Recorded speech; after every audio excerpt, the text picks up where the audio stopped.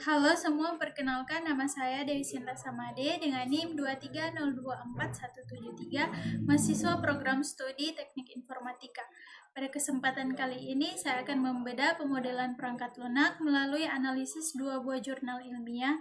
Analisis ini saya susun untuk memenuhi tugas mata kuliah pemodelan perangkat lunak, khususnya dalam pemahaman penerapan 10 diagram UML di dalam sebuah siklus pengembangan perangkat lunak yang sistematis. Sebagai landasan utama, jurnal pertama yang saya bahas adalah karya Fala Abdussalam dan Isti Oktaviani yang berjudul Perancangan Sistem Informasi Nilai Berbasis Web Menggunakan Metode Prototyping. Jurnal ini dilatar belakangi oleh permasalahan proses pengolahan data nilai di sebuah sekolah dasar yang masih dilakukan secara manual menggunakan media buku dan direkap pada aplikasi spreadsheet. Oleh karena itu, penulis menggunakan metode pengembangan prototyping dan memvisualisasikan rancangan sistem terintegrasinya menggunakan Unified Modeling Language atau UML. Di dalam penerapan jurnal pertama ini, sistem informasi dimodelkan menggunakan 8 jenis diagram UML, yaitu use case diagram untuk mendeskripsikan interaksi antara pengguna atau aktor dengan sistem. Kemudian yang kedua ada class diagram untuk mendefinisikan struktur kelas, atribut, serta hubungan antar objek dalam model data. Selanjutnya ada activity diagram untuk memetakan bagaimana alur proses bisnis dan aktivitas pengguna secara prosedural. Selanjutnya ada state machine diagram untuk menggambarkan siklus hidup dan perubahan status entitas di dalam sistem. Kemudian ada sequence diagram dan collaboration diagram untuk memodelkan urutan waktu dan interaksi dinamis antar objek secara struktural.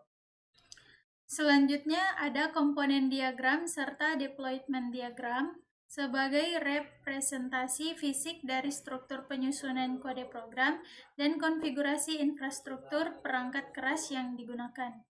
Mungkin di sini akan muncul sebuah pertanyaan, mengingat penugasan ini mewajibkan pembahasan 10 diagram UML, lantas dari mana kita melengkapi arsitektur sistem ini? Untuk menjawab, saya merujuk pada jurnal kedua karya Hafiludin yang berjudul Memahami Penggunaan UML. Jika kita membeda bagian abstrak dan latar belakang dari jurnal kedua ini, dijelaskan bahwa UML bertindak sebagai alat perancangan sistem yang berorientasi pada objek. Secara filosofis, kemunculan UML diilhami oleh konsep pemodelan object-oriented yang menganalogikan sistem komputer layaknya kehidupan nyata yang didominasi oleh objek. Jurnal kedua ini juga menyoroti latar belakang permasalahan di era sebelum UML sekitar tahun 1990-an, di mana para ahli menggunakan notasi dan desain yang berbeda-beda sehingga tidak ada standarisasi yang jelas dalam pengembangan perangkat lunak.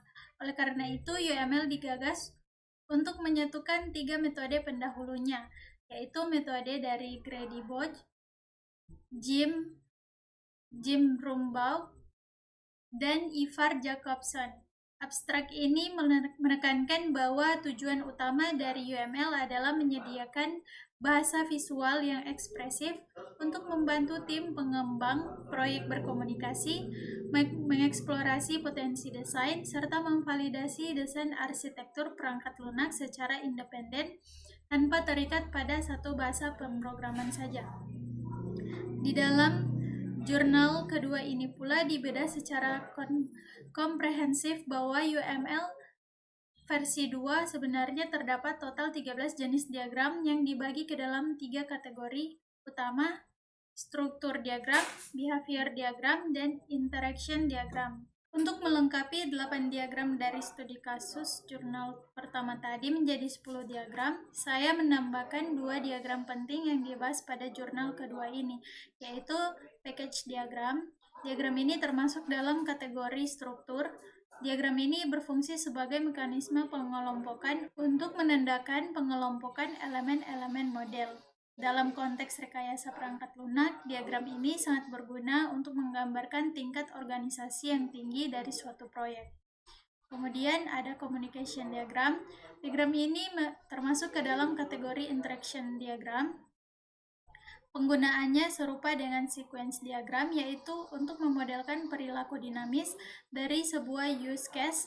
Namun, perbedaannya adalah communication diagram lebih terfokus pada menampilkan kolaborasi antar objek atau benda, alih-alih hanya berfokus pada urutan waktu. Lalu, mengapa keberadaan ke-10 diagram ini menjadi sangat krusial dalam perspektif pemodelan perangkat lunak?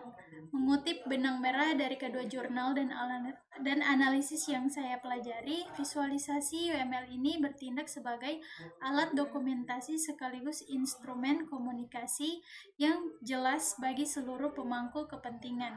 Tanpa adanya pemodelan yang jelas dan terstruktur dari awal, resiko terjadinya kesalahan alur logika, redundansi data, dan ketidaksesuaian sistem dengan kebutuhan pengguna akan meningkat secara signifikan.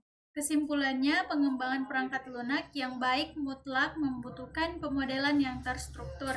Melalui penerapan 10 diagram UML yang mencakup aspek struktur, perilaku, dan interaksi, sistem dapat divisualisasikan secara komprehensif.